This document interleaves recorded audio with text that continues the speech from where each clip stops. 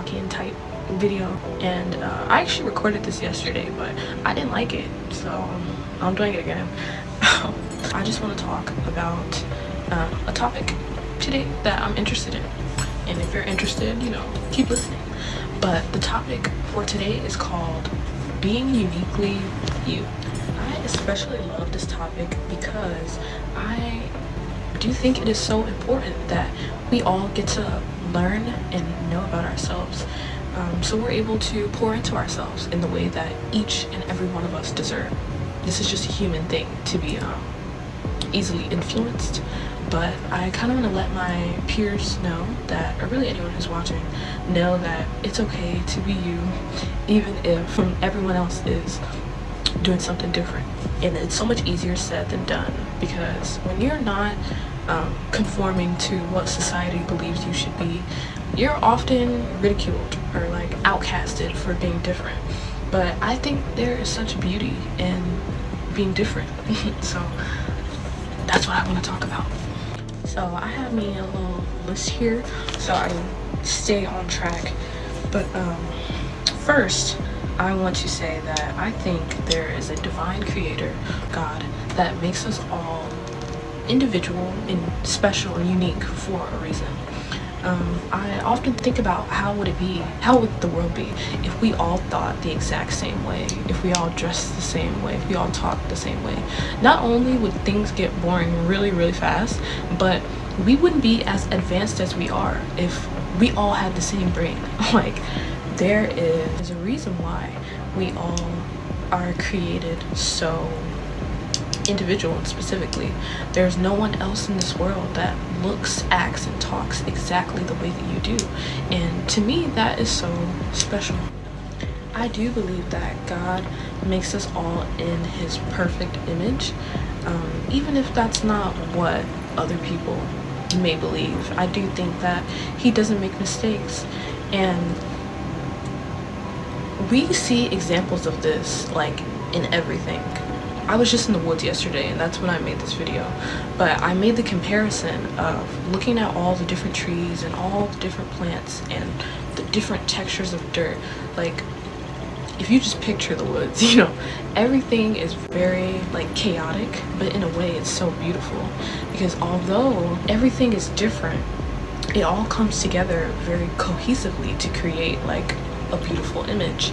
And I think that's the case for everything. Like, it's not just humans, it's not just trees, it's about all the different species of animals, the different birds, the different type of bears, the cats, like different type of clouds, different type of plants. There's all different types of foods, and in each individual thing there is beauty in it, and there is a reason why it exists.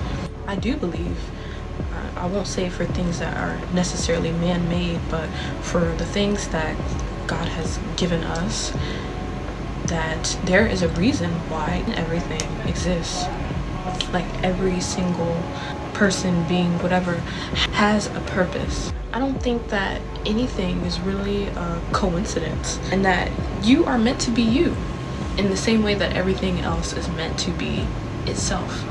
And you know, society definitely does have a way of making us feel kind of bad about ourselves if we're not doing what everyone else is doing, or we're not, you know, believing a certain thing or behaving a certain way. And I just feel like, what is the point of trying to conform if what's accepted or what's the norm is changing like pretty much every day?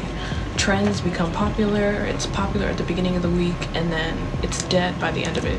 Like, what is the point of trying to conform if the goalpost is always moving? You should create your own goalpost, and that way you can't be challenged or disheartened by other people saying that you're not enough, or that you don't have enough of this or enough of that. Like, create your own goalpost and strive for it, reach for it.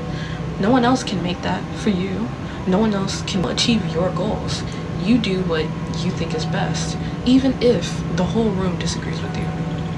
Now, I'm kind of a stubborn person, so maybe that's why it's like easy for me to just do what I want to do. Not that stubbornness is always good, but it helps because I could not be peer pressured into doing the things that I didn't want to do. But I also did not always know who I was. So there were some things that I didn't want to do and I wasn't going to do them. But I did not know who Anaya was. I was very shy, I was very insecure. I didn't understand my reasoning for even being here. I didn't have like a fun childhood, and part of that was because of how anxious I was and how insecure I was. And a lot of that came from family, a lot of that came from bullying, and hence it started coming from me, from my own brain. Even when I wasn't being bullied, the effect that it had on me still stuck with me. And it took me a long time to figure out who I was and who I wanted to be. I didn't start having like an epiphany until my like junior year of high school. Like, that's a long time. And I want to let people know that it is so possible to change your mindset. It is so possible to break away from what people say you should be and how you should be and all that. The system is set up in a certain way, right? They want us to be sheep. They want us to just follow along with whatever we're being told, to believe what everyone else believes, to literally follow the leader.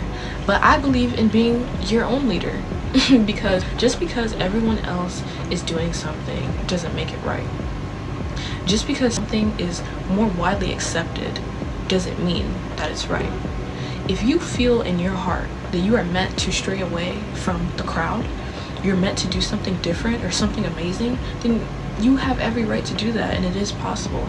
Anything that you pour into will flourish. And also, there will always be someone who doesn't like you, and it could be for any reason. Like, it could be something big or small. It could be how you walk, how you talk, how you dress, how you wear your hair, the type of earrings you got on, the color of your skin, the energy that you bring into a room. It doesn't matter. There's always going to be someone that feels a way just about your presence. So why not, I don't know, make them mad, like, just by being comfortable with yourself, just to prove to them that you're happy regardless of what they may think about you. And how will you find your tribe, your people, if you aren't being you? If you're pretending to be someone else, how will the people that you really want in your life, the type of people that you want around you, how will they ever find you if you aren't being yourself? This is getting long, but I really just wanted to share my thoughts on how important it is to be yourself.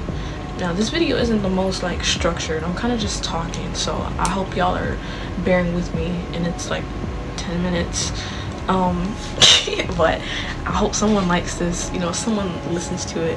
And if anyone has any questions or comments, leave that in the comment section.